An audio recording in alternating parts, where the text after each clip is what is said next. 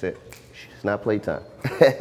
But the thing about it is, you know, you could decide that you want to be part of the problem or the solution. If you love dogs, you know, and a lot of y'all working with the dogs, so I know you love them, you know, you don't want to see this problem that's going on. So you have an advantage from the people in your area, your community, your hood. When you go back, you know, you could be an advocate. And, you know, I heard everything. Oh, man, you stupid getting your dogs fixed. I got 9 pits in my house, and they all fixed.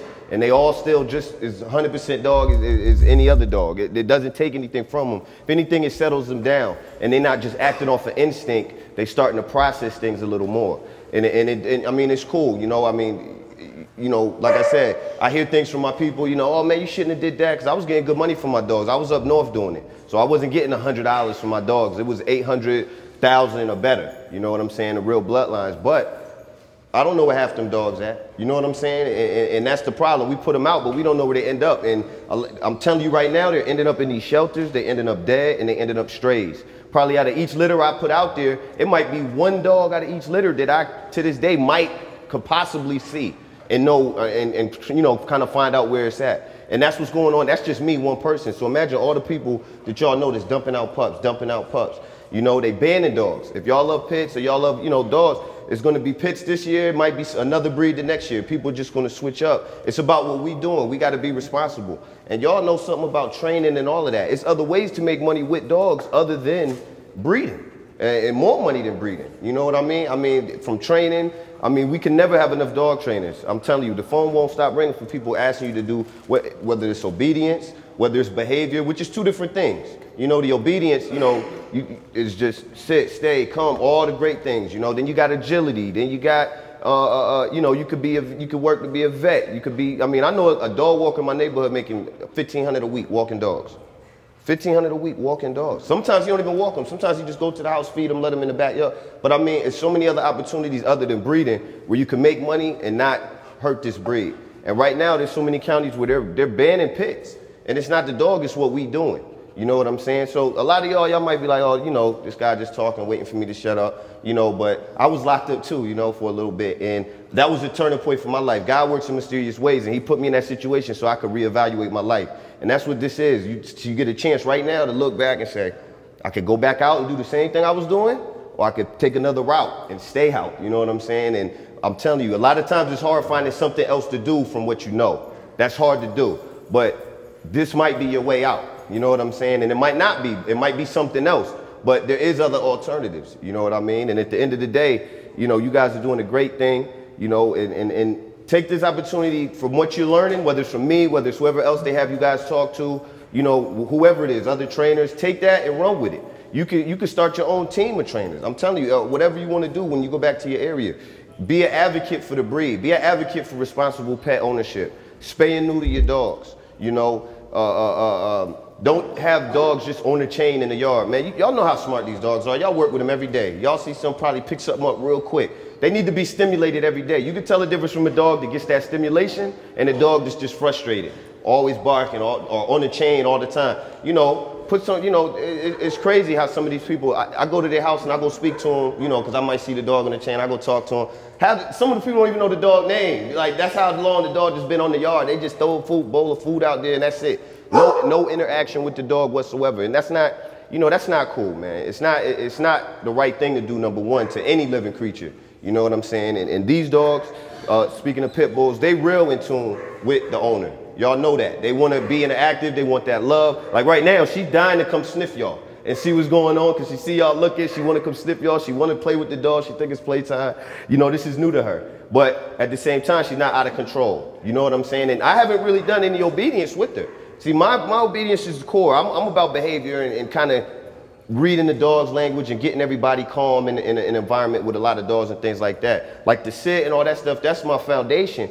But it can go another level, and that's the thing. There's always a place for obedience trainers, for agility trainers. I mean, we trying to put something together where we can put some kind of agility program in the hood for some of these kids out here in the parks trying to fight the dogs for an Xbox and all this kind of stuff. You know what I'm talking about? They're not making no money. It's a terrible thing to do to the dogs. So you know, it's easy to say don't do this, but we're trying to give them something else to do. But they don't know how to agility train a dog. You know what I mean? Or weight pull a dog. So we're trying to come together and put some things together to give them an alternative to doing what they're doing. So, you know, like I said, I'm not going to talk you guys to death. If you got questions, I'll take any about, you know, really any topic. But just if you don't take anything from what I say, just know that right now y'all could be vessels for this message right here. Y'all can make a change. This program is a program that's going to make change. It's going to be stuff like this popping up in different counties and all of that. And y'all, you know, this is like the pioneer, you know, this program right here. It's getting a lot of good feedback from what I'm hearing, you know. Spay and neuter. Definitely, you know, if you see somebody with their dog on a chain, there's programs out here. A lot of people can't afford to get a fence and all that. I know I couldn't, you know what I'm saying? But there's programs out here where you can go and talk to them, and they help build fences for people with, you know, low income and things like that. It's food, and it's all kind of different programs, but you got to get the information, and it's all out there. You know, if anybody want my information, you know, want to reach out to me later down the line or whatever, you can do that. I always look for good people that love dogs, that's looking to work, you know, get out there, hit the streets with me. We putting together this neighborhood walk. Been working with the Humane Society. We put together this walk. We was out on Bankhead last week. Everybody, we all took the dogs. I mean, we might have been 15, 20 dogs deep just walking down the strip, but it attracts people, and then that gives us the opportunity to spread the message. You know what I mean? And that's the whole key. So anybody want to be part of stuff like that, I mean, we do it all the time. You know what I mean? This is Remy.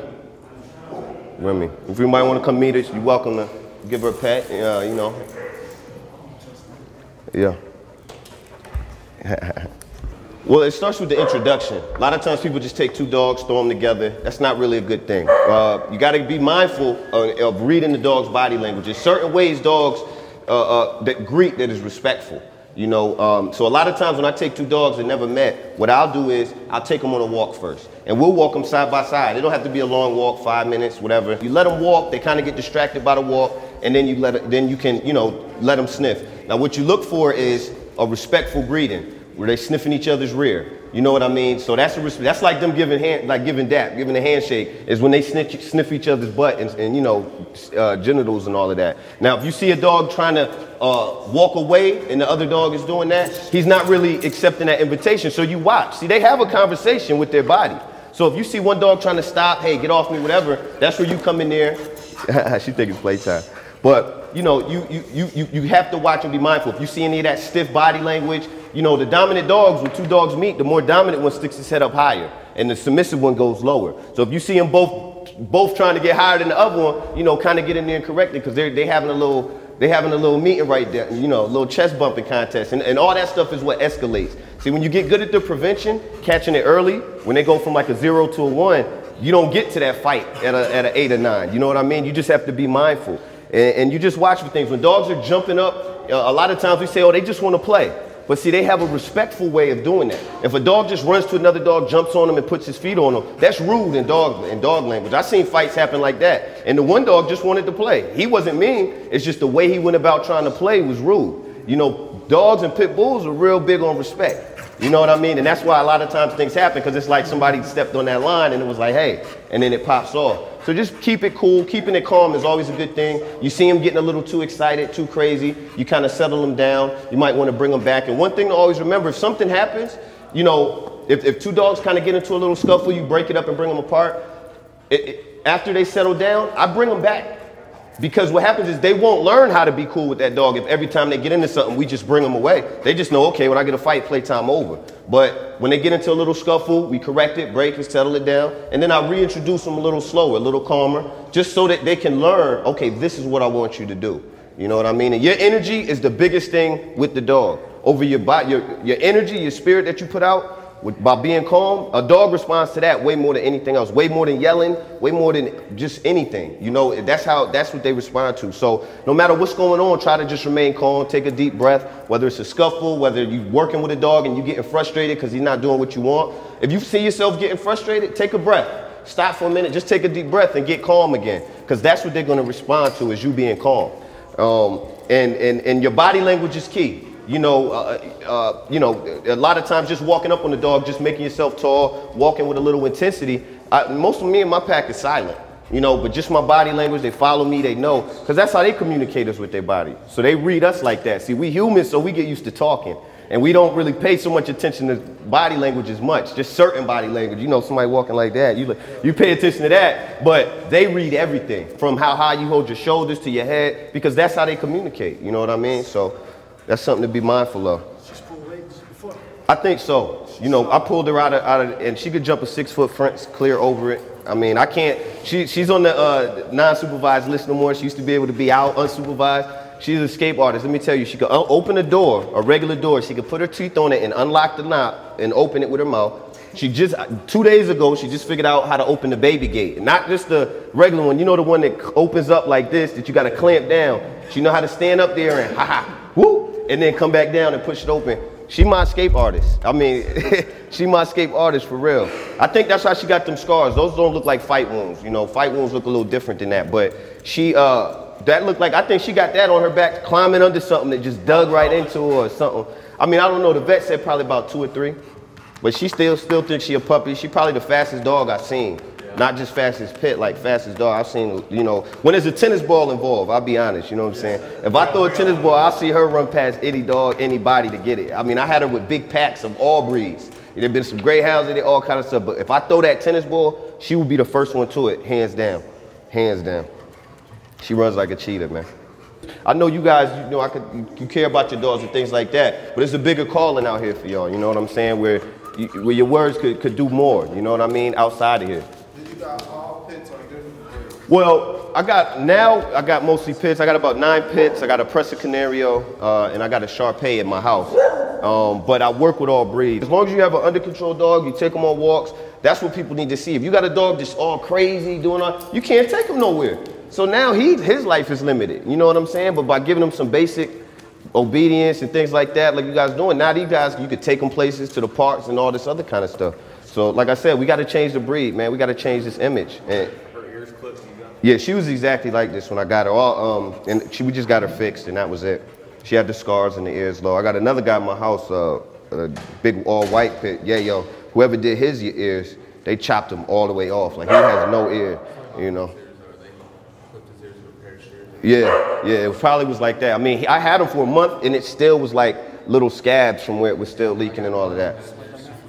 Yeah, and he's not a fighting dog. He don't have the game for it. You can tell. He's too friendly. You know what I'm saying? And that's where a lot of these people are getting rid of dogs, throwing them in the shelter. They want to get a dog that's mean, and then their natural tendency is to be friendly with people. You know what I'm saying? And that's the whole thing. People don't understand that. Like, they're not people aggressive by nature. So, you know, they get them, and then they want them to be mean, and then they see that they're all sweet and loving, and then they're like, oh, I don't want them. Then they getting rid of them. You know what I mean? And now they getting killed because they was too nice. You see what I'm saying? It's crazy. Or they just left as a stray. You know, right now, there's no point in breeding pits. I mean, you get a pit right now for a martyr card. I mean, it's not, you're not making no money, man, off of it. I mean, by the time you figure out what you're feeding your dogs, and you know, after they can't milk, the cleaning and all that, if you got 8 puppies in Atlanta, let's say $100. But by the time you get down to, because I breed, I know, by the time you get down to them last couple, that last 3, that last 4, they not really moving. You're like, man, look, man, just give me something, man. I don't care what you got, some AA batteries. I mean, by the end of it, you trying to just get rid of them, and that's how this mentality is. They just dumping them out there. Every day that I'm out, I see a stray pit somewhere. In some neighborhood, there's stray pits everywhere. And there's a lot of people out there that are pit lovers. It's not just us, you know what I'm saying? There's a lot of people in good places that are trying to fight these laws. Because I'll be honest, if it was left with the people like me, the laws would have already been passed. Because I didn't know about the meetings that they was having, and I didn't know about all the stuff to do to kind of fight that. And then before you know, you just hear on CNN, oh, there's a law now, So that's another thing, you know, be knowledgeable about what's going on. It's stuff like this in the news all the time, you know, to see what's going on. But, you know, just definitely, man, it's about being responsible, man. If dogs bring you joy, you know, you could give back to them. They're giving you joy, there's a way you could give back. We got a mouth to speak for them. They can't speak for themselves. You know what I mean? Whereas any kind of collar doesn't have to be a prong, could be choked, whatever kind. It's better when it's up here. It doesn't have to be choking them, it's just the control is better up here for turning them away, for if they're trying to fight you, they don't have so much strength up here. And that's the key. You know, where the head go, the body will follow. So, you know, like I said, a lot of the things you hear about prongs and choke collars is improper use. People yanking the hell out of the dog and things like that. If the prong, or they put the prong on because they think it stabs them. It doesn't stab them. I mean, you can get rubber tips to put on the end of these, and it still works the same way. What it does is it folds down and pinches, because when dogs correct each other, they nip each other, either on the rear end or they nip them behind the neck. So that's what that was designed for, was to mimic that correction, which is why it's effective. But if it's properly fitted, I don't even have to tug hard. I give a little tug like this, and it just lets her know, okay, chill out. Now her is more of a habit, because when she first came, she was real crazy on the walk. I mean, a squirrel go by, a lot of stuff like that. So with her, I grabbed this. I don't even really need it for her to walk. She walks fine. It's just she sees it. She knows, okay, this is time to go on a walk, and then she's in her walk zone. But you know, that's really it. You know, I use the added level of protection. But if it's properly fitted, snug, not tight, just snug so it doesn't slide up and down the neck, then it's okay. You know, it's a lot of outreach y'all could do as far as getting back to whatever community you from. You know what I'm saying? And like I said, change this culture of these dogs right here, man.